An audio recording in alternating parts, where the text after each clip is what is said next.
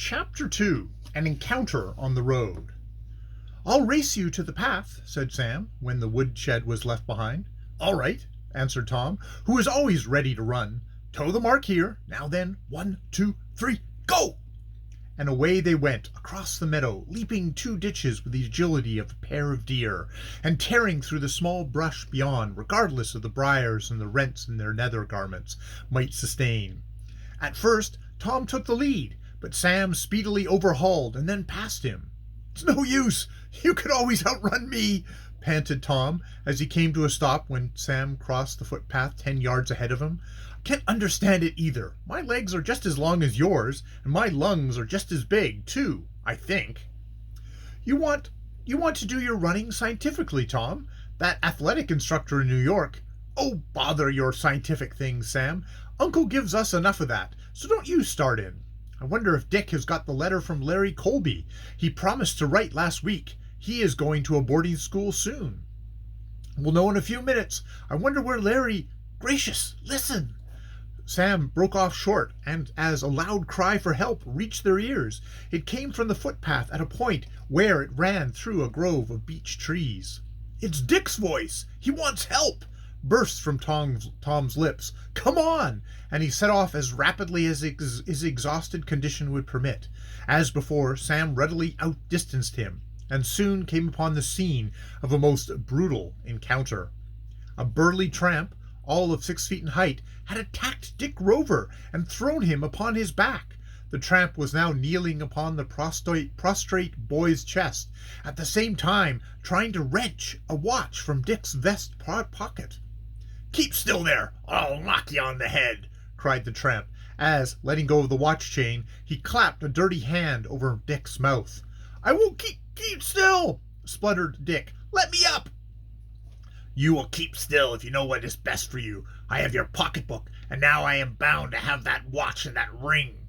"No, don't rob me of the watch. It belonged to my father," panted Dick. As the watch came out of the pocket, he made a clutch at it. "Help! Help!" "Will you shut up?" burst out the tramp fiercely, and struck the youth with his fist. It was just at this juncture that Sam put in an appearance. A glance told him how matters stood, and without waiting an instant, he came up behind the tramp and, catching him by the shoulders, hurled him backwards. "Sam, good for you!" burst out Dick joyfully. "Don't let him get away!" "What do you mean, boy?" demanded the ruffian, as he turned over and leapt to his feet. "You let my brother alone, that's what I mean," was the answer. "Give me my pocketbook and that watch," went on Dick. "Give me my pocketbook and that watch," went on Dick, for the tramp held both articles, one in each hand. "Yes, I will. Not," was the ready reply. Turning suddenly, the tramp started through the grove of trees on the run. Without waiting, Sam ran after him, followed by Tom, who had now arrived. Dick came behind, too much winded by being thrown on his back to keep up with them. "He is making for the river!" cried Tom, after running for several minutes without gaining on the thief. "If he has a boat, he'll get away." "I don't think he has a boat, Tom. He looks like a regular tramp." "We'll soon find out." They could not see the ruffian, but they could hear him quite plainly as he crashed through the brush beyond the grove of trees. Then came a crash and a yell of pain.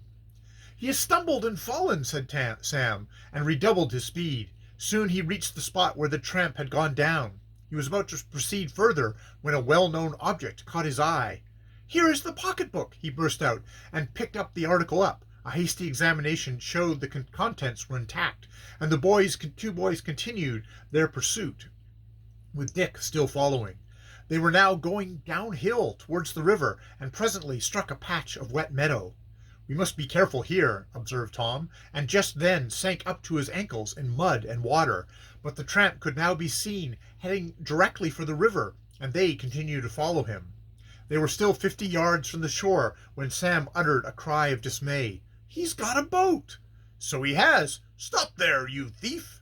"Stop yourself, or I'll shoot one of you!" growled the tramp, as he leapt into a flat-bottomed craft moored beside a fallen tree. He had no pistol, but thought he might scare the boys. They came to a halt, and an instant later the flat-bottomed craft shot away from the river bank. By this time Dick came up, all out of breath. "So he has gotten away!" he cried in dismay. "Yes," answered Sam, "but here is your pocketbook." And what's left of my watch, the one my father gave to me before he left for Africa?" "He's got that yet, I suppose," said Tom. At this, Dick gave a groan, for the watch was a fine gold one which Mr. Rover had worn for years. Dick had begged for the timepiece, and it had been entrusted to him at the last moment. "We must get that watch back somehow," he said. "Isn't there another boat around here?" "There is one up to Harrison's farm." "That is a quarter-mile away." "I don't think there is any nearer." "And the river is all of 200 feet wide here. What shall we do?" It was a puzzling question, and all three boys stared blankly at each other. In the meantime, the thief had picked up a pair of oars and was using them in a clumsy fashion which showed plainly that he was not used to handling them. "If we had a boat, we could catch him easily," observed Tom. Then his eyes fell upon the fallen tree. "I have an idea. Let us try to cross on that. I won't mind a wetting if we only can get Dick's watch back." Yes, just the thing," put his elder brother quickly. All hands ran down to the fallen tree, which was about a foot in diameter and not over 25 or 30 feet in length. It lay half in the water already, and it was an easy matter to shove it off. "We can't do much without oars or a pole," said Tom. "Wait a moment," and he ran back to where he had seen another fallen tree, a tall, slender maple sapling. He soon had this in hand, and, cleared of its branches, it made a capital pole. Dick and Sam sat astride of the tree in the water, and Tom stood against an upright branch and shoved off. The river was not deep, and he kept on reaching bottom without difficulty. By this time the tramp was halfway across the stream, which was flowing rapidly and carrying both boat and tree down towards a bend a quarter of a mile below. "Go back, unless you want to be shot!" cried the man savagely, but they paid no attention to the threat, as no pistol appeared, and, seeing this, the thief redoubled his efforts to get away. He was still a quarter of the distance from the opposite shore, and the boys on the tree were in midstream, when Sam uttered a shout. "There goes one of his oars! We can catch him now, if we try hard." It was true that the oar was gone, and in his anxiety to regain the blade, the tramp nearly lost the second oar, but his efforts were unavailing, and he started to paddle himself to the bank, meanwhile watching his pursuers anxiously. "We'll get him," said Dick encouragingly, when splash! Tom went overboard like a flash, the lower end of his pole having slipped on the smooth rock of the river bottom. There was a grand splutter, and it was fully a minute before Tom reappeared, 20 feet away, and minus his pole. "Hi! Help me on board, somebody!" he spluttered, for he had gone overboard so quickly that he had swallowed a large quantity of water. Both Sam and Dick tried to reach him, but could not. Then the current caught the tree and whirled it around and around until both boys began to grow dizzy. Seeing that they could not aid him, and getting back a little of his wind, Tom struck out for the tree, but the water running over his face blinded him, and ere he knew he was so close, the tree came circling around and struck him on the side of the head. "Oh!" he moaned, and sank from sight. "Tom's hit!" gasped Sam. "He'll be drowned for sure." "Not if I can help him," burst out Dick, and leaped overboard to his brother's assistance, but Tom was still out of sight, and for several seconds could not be located. Sam waited anxiously, half of a mind to jump into the river himself. The tramp was now forgotten, and landed on the opposite bank unnoticed. He immediately dove into the bushes and disappeared from view. At last Dick caught sight of Tom's arm and made a clutch for it. Hardly had he taken hold than Tom swung around and caught him by the throat in a death-like grip, for he was too bewildered to know what he was doing. "Save me!" he groaned. "Oh, my head! Save me! I will, Tom, only don't hold me so tight," answered Dick. "I can't get any air. I can't swim. I'm all upset," was the reply, and Tom clutched his elder brother tighter than ever. Seeing there was no help for it, Dick caught hold of the fingers around his throat and forced them loose by main force. Then he swung himself behind Tom and caught him under the arms, in the meantime treading water to keep both of them afloat. "Sam, can't you bring that tree closer?" he called out.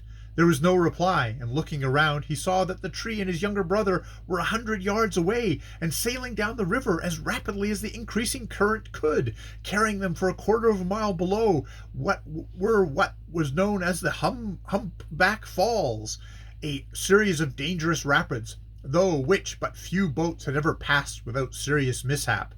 "I reckon Sam is having his hands full," he thought. I must get Tom to the shore alone, but it is going to be a tough job. I can see that." "Oh, Dick," came up from Tom. "My head is spinning like a top." "The tree hit you, Tom, but do keep quiet. I'll take care of you." "I can't swim. I feel like a wet rag through and through." "Never mind about swimming. Only don't catch me by the throat again, and we'll be all right," was Dick's reassuring reply, and as his brother became more passive, he struck out for the bank upon which the thief had landed. The current carried them on, but not so swiftly as it was carrying the tree. Soon they were approaching the bend. Dick was swimming manfully, but now was all but exhausted. "You can't make it, Dick," groaned Tom. "Better save yourself." "And let you go? No, indeed, Tom. I have a little strength left, and hurrah! I've struck bottom." Dick was right. His feet had landed on a sandbar, and, standing up, both boys found the water only to their armpits. Under such circumstances, they waded ashore with care, and here threw themselves down to rest. "That thief is gone," said Dick dismally. "And my watch, too." "But where is Sam?" questioned Tom. Then he looked at his brother meaningfully. "The Humpback Falls!" came from Dick. "Sam! Sam!" he yelled. "Look out where you were going!" But no answer came back to his cry, for Sam had long since floated out of hearing. End of chapter 2.